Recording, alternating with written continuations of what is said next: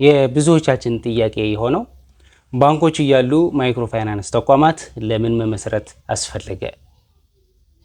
ባንኮች ከማይክሮ ፋይናንስ በጣም የተሻለ የቴክኖሎጂ በሲስተም የታገዘ ዲጂታል አሰራር፣ በተደራሽነት በጣም የተሻሉ ዓለም አቀፍ ክፍያዎች ለመፈጸም በጣም የተሻሉ በቢሊዮን የሚገመት ብድር በትንሽ ወለድ ይሰጣሉ። ከማይክሮ ፋይናንስ አንፃር ማለት ነው። ከማይክሮ ፋይናንስ አንፃር የባንክ ወለድ በጣም የቀነሰ ነው። ታዲያ ማይክሮ ፋይናንሶች ለምን መመስረት አስፈለገ? በዚህ ልክ ምክንያቱም ሰው መቀጠብ ሲፈልግ መበደር ሲፈልግ ባንክ ላይ መጠቀም የሚችል ከሆነ በተደራሽነትም በአይኒ ኬዝ ማይክሮ ፋይናንሶች ለምን መመስረት አስፈለገ? እስኪ ኮመንት ላይ ያጋሩኝ። ወደ ታሪክ ስንገባ ባንክ ከማይክሮ ፋይናንስ ቀድሞ ነው የተመሰረተው። ማይክሮ ፋይናንስ ናቸው በኋላ የተመሰረቱ። ለምን ዓላማ ለምን ተመሰረቱ የሚለውን ነገር በዝርዝር እንመለከታለን። እስከ መጨረሻ አብራችን ቆዩ። እነዚህ ማይክሮ ፋይናንሶች መመስረታቸው ዋና ዓላማቸው ልክ እንደ ባንክ ፕሮፊት ሜከር ናቸው። ግን ከባንክ ለየት የሚያደርገው ግን የማይክሮ ፋይናንስ የተመሰረተበት ዓላማ ዋናው ባንኮች ያልሰጡትን ሰርቪስ ለመስጠት ነው የወጡ። አንድ የባንኮች ድክመት ምንድን ነው? ሎወር ኢንካም ላላቸው ማህበረሰብ ኮላተራል ለሌለው ሰው ብድር አይሰጡም። ማይክሮ ፋይናንሶች እችን የባንኮች ክፍተት በዝብዞ ለመጠቀም ነው ወደ ኢንዱስትሪ የተቀላቀሉት። ኮላተራል ሳይኖረው ማይክሮ ፋይናንሶች በግሩፕ ጋራንቲም ሊሆን ይችላል። ኮላተራል ካለም ኦልሬዲ ኮላተራልም ሊጠቀሙ ይችላሉ። ብቻ ግን ሞስ ከባንክ ለየት የሚያደርጋቸው በግሩፕ ጋራንቲ ብድር ስለሚሰጡ ነው። እዚህ ላይ በጣም የሚነሱ ታዲያ ማይክሮ ፋይናንስ ምንድነው? ኮላተራል የሌላቸው ሰዎች በግሩፕ ጋራንቲ ቀለል ባለ ጋራንቲ ብድር የሚሰጡ በጎ አድራጎት ድርጅት ነው እንዴ የሚል ጥያቄም ይነሳል።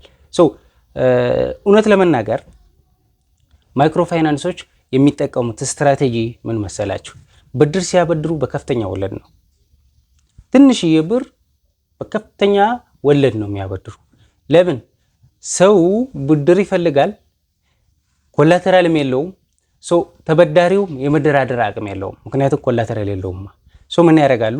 እነሱ አንዳንድ ሪስኮቹን ከቨር ለማድረግ እንዲያግዛቸው ከባንክ በላይ በከፍተኛ ወለድ በግሩፕ ጋራንቲ ብቻ ብድር ይሰጣሉ። ባንኮች ግን ይህንን አያደርጉት።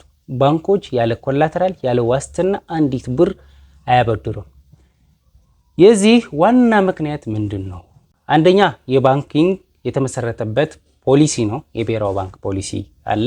ሁለተኛ የገንዘባቸው ምንጭ ነው፣ የሚያበድሩት ገንዘብ ምንጭ ስለሚለያይ ነው።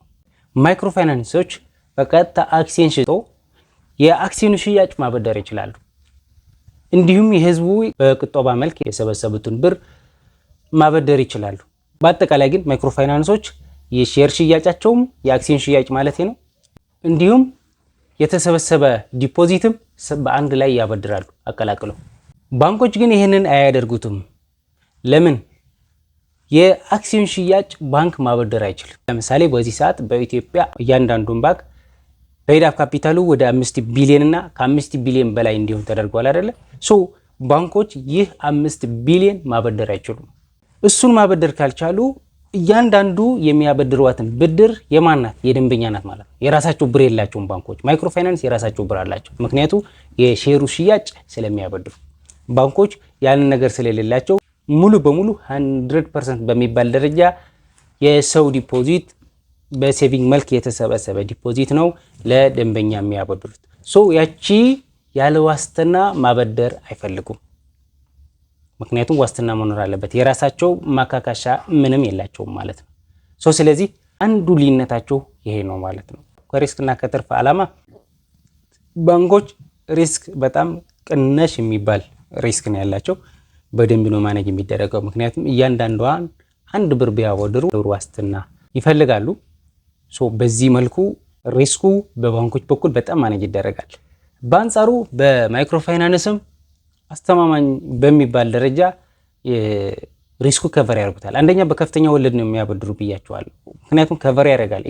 ኢንካማቸው በጣም ከፍተኛ ስለሆነ ለሚኖር ኤክስፐንስ ወይ ደግሞ ነን ፐርፎርሚንግ ለን ከቨር ለማድረግ አንዳንድ ኪሳራዎችም በጣም ለመጠገን የሚችል ከፍተኛ ወለድ ጭኖ ነው የሚያበድሩ። በዚህ ምክንያት ማይክሮ ፋይናንስም ሪስክ ማኔጅ የሚያደርጉበት የራሳቸው የሚከተሉት መንገድ አለ። እሱም አዋጭ እስከሆነ ድረስ እስካሁን በጣም ጥሩ እየሄዱ ነው። ባጭሩ ግን ባንክ ላይ በብዛት ሀብታም የሚባል ሰው ነው ብድር ማግኘት የሚችለው።